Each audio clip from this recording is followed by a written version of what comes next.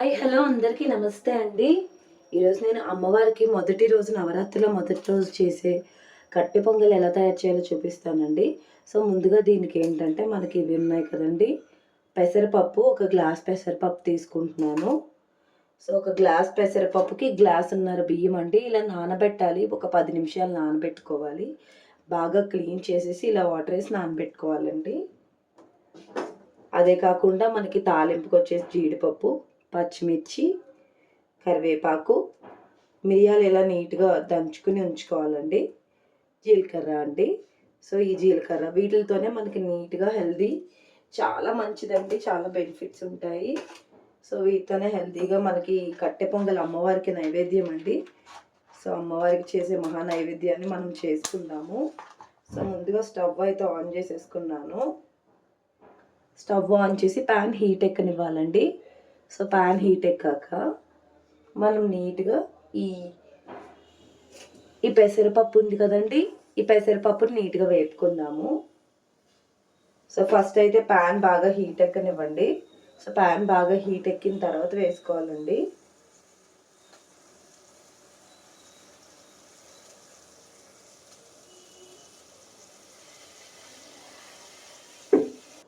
చూడండి ప్యాన్ బాగా హీట్ ఎక్కింది. సో ఇలా హీట్ ఎక్కిన తర్వాత ఈ పెసరపప్పు గ్లాస్ పెసరపప్పు నీట్‌గా వేసేసుకుని దోరగా వేపుకోవాలండి. ఇలా నీట్‌గా వేపుకోవాలండి.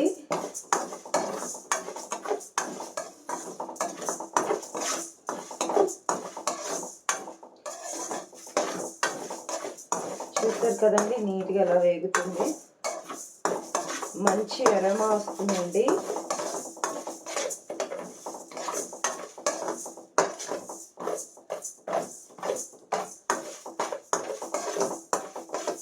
అమ్మవారికి చాలా మంచిదండి. ఈ కట్టె పొంగలి అనేది అమ్మవారికి చాలా ప్రీతి అన్నమాట. చాలా ఇష్టము.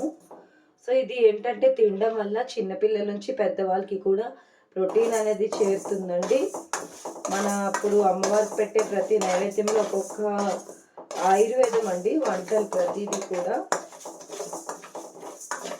మనకి చూసారు కదండి నీట్‌గా రోస్ట్ అవుతున్నాయి.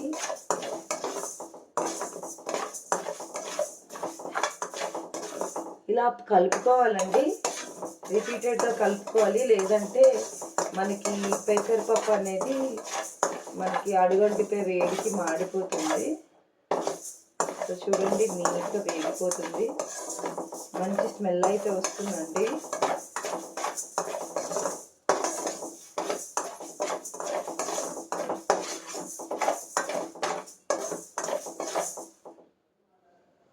చూడండి బాగా వేగిపోతుంది. నీట్‌గా ఇలా రోస్ట్ అవ్వాలి.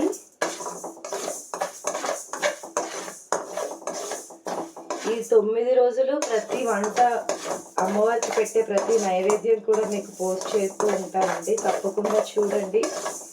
చూసి నచ్చినట్టయితే లైక్ చేసి, సబ్స్క్రైబ్ చేసి సపోర్ట్ చేయండి. మీ ఫ్రెండ్స్ అండ్ ఫ్యామిలీ మెంబర్స్‌కి షేర్ చేయండి. చూసారు కదండి నీట్‌గా దూరగా అయితే వేగిపోయాయి.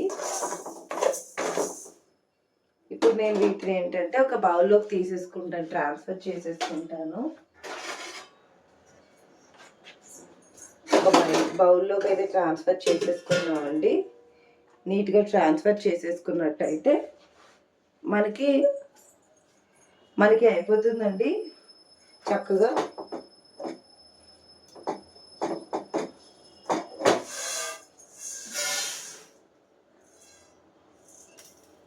సో ఇప్పుడు ఇలా అయిపోయింది కదండి. సో ఇలా అయిపోయిన తర్వాత ఇదే ప్యాన్లోని మనము ఈ నానబెట్టుకుని బాగా కడిగేసి నానబెట్టుకుని ఉన్న రైస్ ఉంది కదండి. సో రైస్ అయితే వేసేసుకోవాలి.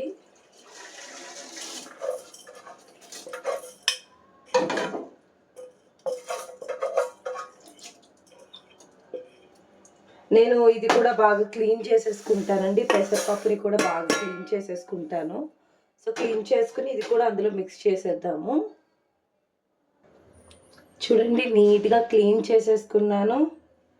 మంచినీళ్ళతోనే క్లీన్ చేసుకున్నానండి. నీట్‌గా మంచినీళ్ళతో ఇలా క్లీన్ చేసుకుని సో ఇదైతే వేసేసుకోవాలి పెసరపప్పు. ఇలా వేపిన తర్వాత మీరు వాష్ చేసుకోవాలండి, ముందు కాదు. ఇలా వేసేసుకుంటున్నాను చూడండి. సో ఇలా వేసేసుకున్నాను కదండి. ఇప్పుడు స్టవ్ ఆన్ చేద్దాము. ఆల్రెడీ నేను దీంట్లో 3 గ్లాసెస్ వాటర్ అయితే వేసుకున్నానండి. 3 గ్లాసెస్ ఏదంటే ఇప్పుడు ఇది 1 కప్పు పెసరపప్పు, 1.5 కప్పు బియ్యం అండి. అంటే ఎంత 2.5 కదండి. మినిమం 5 నుంచి 6 గ్లాసులు వేయాలండి దీంతో. ఆల్రెడీ దీంతో 3 గ్లాసులు అండి అది. ఇంకొక 2 గ్లాసులు వేసేసుకుంటే సరిపోతుంది.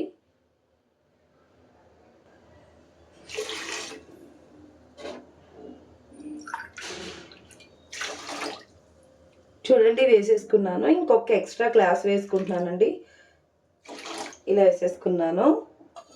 ఇలా వేసేసుకున్న తర్వాత దీన్ని నీట్గా ఇలా మిక్స్ చేసేసుకోవాలి. మనకి ఇలా నీట్గా మిక్స్ చేయాలండి. చాలామంది ఏం చేస్తారంటే కుక్కర్లో పెట్టేస్తారండి. కుక్కర్లో పెడితే కట్టె పొంగల్ అనేది మనకి డ్రైగా ఉంటుంది. సో డ్రైగా ఉంటే బాగోదండి. సో ఇలా ఏంటంటే మీరు ఏదైనా తెపాలు అవ్వచ్చు, కళాయి అవ్వచ్చు, అలాంటి వాటిలో ప్రిపేర్ చేసినట్టయితే మీకు డ్రైనెస్ రాదు. సో అందుకే ఇలాంటి వాటిలో ఉడకబెట్టుకుని వండుకుంటేనే బాగుంటుందండి. సో చూసారు కదా, మనకి ఇది ఫస్ట్ అయితే ఉడకాలండి. సో ఈ 9 రోజుల్లో కూడా అమ్మవారికి ఇష్టమైన నైవేద్యాలు అన్నీ కూడా నేను పోస్ట్ చేస్తానండి. రెగ్యులర్గా వాచ్ చేయండి. అదే కాకుండా వీడియో నచ్చినట్టయితే లైక్ చేసి, షేర్ చేసి, సబ్స్క్రైబ్ కూడా చేసి నాకు సపోర్ట్ చేయండి. చూడండి చక్కగా ఉడుకుతుంది. ఫస్ట్ అయితే నీట్గా ఉడకనివ్వాలండి. మనమైతే దానికి టైం ఇవ్వాలి కొంత. సో టైం ఇచ్చినట్టయితే అది ఉడుకుతుంది అన్నమాట. ఈ టైంలో ఏం చేస్తున్నానంటే నేను మూత పెట్టేస్తున్నాను. ఇలాగా మూత పెట్టేసుకుంటే నీట్గా ఉడుకుతుందండి. చూడండి ఒక పావు గంట తరువాత మనకి అన్నం పెసరపప్పు అయితే ఉడికిపోయింది. ఇంకా కొంచెం బాగా ఉడకాలండి. సో చూసారు కదా, ఇంకా బాగా ఉడకాలండి. అంటే కొంచెం ఇంకా మెత్తదనం రావాలి. సో ఇది తినడం వల్ల చాలా హెల్త్ బెనిఫిట్స్ ఉన్నాయండి. నవరాత్రుల్లో చేసే ప్రతి ఒక్క పదార్థం కూడా తినడం వల్ల మనకి ఆరోగ్యంలో మనకి రకరకాల హెల్త్ బెనిఫిట్స్ అయితే చాలా ఉన్నాయండి. దీంట్లో చాలా ఫైబర్ కంటెంట్ ఉంటుందండి. అండ్ దీనికి మనం ఎప్పుడూ కూడా ధాన్యం బియ్యమే వాడాలండి. సో చూడండి అన్పాలిష్డ్ రైస్ అండి. చూడండి గోండి మనకి మీకు అవైలబుల్గా ఉంటుంది బయట అన్పాలిష్డ్ రైస్. సో ఇలాంటి రైసే వాడాలండి. మీరు సోనా మసూరి రైస్ అలాంటివి వాడితే బాగోదండి. సో ఇది చాలా హెల్త్ బెనిఫిట్స్ ఉంటాయండి. రైస్ వచ్చేసి దీంట్లో ఏంటంటే పాలిష్ ఎక్కువ కొట్టరు. సో దానివల్ల దీంట్లో ఉంటే గుడ్నెస్ అనేది దీంట్లో ఉంటుంది కాబట్టి సో దీనివల్ల చాలా బెనిఫిట్స్ అయితే ఉంటాయి. పిల్లలకి, పెద్దవాళ్ళకి అందరికీ పెట్టచ్చు. దీంట్లో వేసే నెయ్యి అవ్వచ్చు, లేదంటే మనకి మిరియాలు, ఇవన్నీ కూడా ఒంటికి హీట్ జనరేట్ చేస్తూ హెల్త్కి చాలా బెనిఫిట్స్ అయితే యాడ్ చేస్తాయండి. చూసారు కదా మనకి రైస్ ఇంకా ఉడుకుతుంది. ఈ టైంలోనే నేను చిన్న కల్లుప్పు వేస్తానండి. సో కల్లుప్పు ఏంటంటే మామూలు ఉప్పు వేసారనుకోండి, మీకు నార్మల్ ఉప్పు వేస్తే ఏంటంటే మీకు టేస్ట్ వేరుంటుందండి. కల్లుప్పు చాలా మంచిదండి. కల్లుప్పులో ఏంటంటే మనం ఎలాంటి అయోడిన్ కానీ ఏది వేయం కాబట్టి అమ్మవారి కొన్ని వంటలకి మీరు ఇలాంటి కల్లుప్పే వేసుకోండి. సో చూడండి ఎక్కువ వేయొద్దండి, మరీ ఎక్కువ వేస్తే బాగోదు. సో కొంచెం వేసి ఇలా కలిపేసుకుందాము. సో ఇలా కలిపేసుకుందామండి.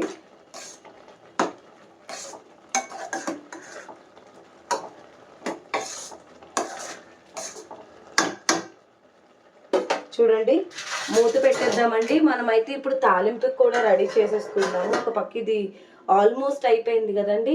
సో అందుకు మనం తాలింపు కూడా రెడీ చేసేసుకుందామండి. చూడండి నేను తాలింపుకి కూడా రెడీ చేసేసుకుంటున్నాను. సో నేను ఫస్ట్ అయితే ప్యాన్ పెట్టాను. ఇది బౌల్ పెట్టి హీట్ అవుతుందండి. చెప్పాను కదండి మా వారు నెయ్యి తీసుకోరు. సో అందుకని చెప్పేసి నేను పల్లి నూనె వేసుకుంటున్నానండి.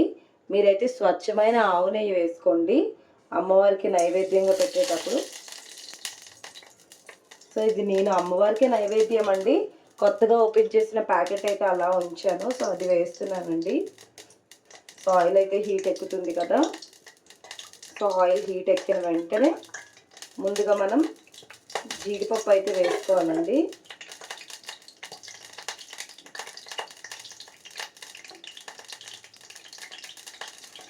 సో జీడిపప్పు వేగుతుంది కదా. పల్లి నూనె కూడా చాలా మంచిదండి, గ్రౌండ్నట్ ఆయిల్ అనేది మనకి ఇది ప్యూర్ అండి, చాలా మంచిది.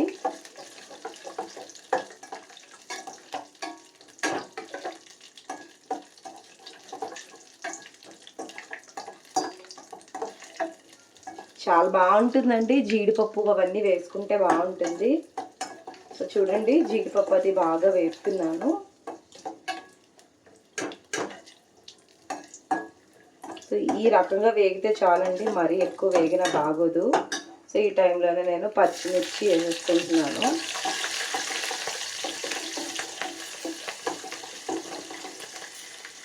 సో ఇదే టైంలో కరివేపాకు, జీలకర్ర, మిరియాలు కూడా వేసేసుకున్నానండి. దీన్ని బాగా వేసేసుకుందాము.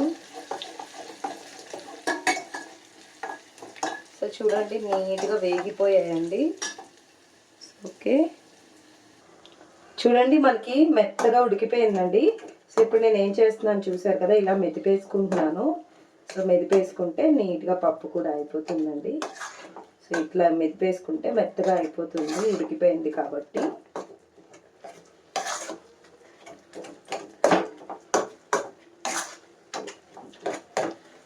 మరీ ఎక్కువ ఏమి గుండగా మెదిపేసుకోకర్లేదండి, ఇలా సరిపోతుంది.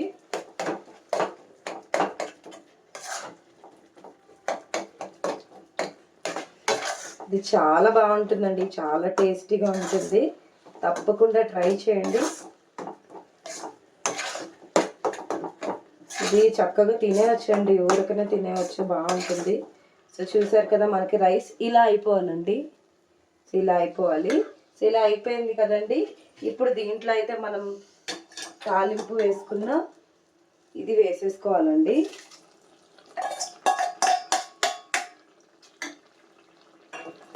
చూడండి, చూసారు కదా, మనకి నెయ్యి శాతం ఎక్కువ వేసుకోవాలి.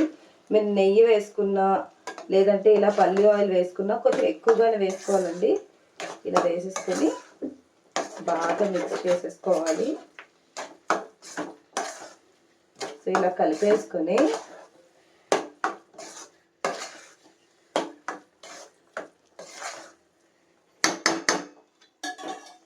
ఇలా మూత పెట్టేసుకుని స్టవ్ ఆఫ్ చేసేసి 10 మినిట్స్ వదిలేసుకుంటే టేస్టీ, హెల్దీ, అమ్మవారికి మహానైవేద్యమైన కట్టె పొంగల్ రెసిపీ అయితే మనకి తయారైపోతుందండి. ఇదిగోండి, మనకి తయారైపోయింది. సో దీన్ని అమ్మవారికి మహానైవేద్యంగా పెట్టేసుకుందామండి.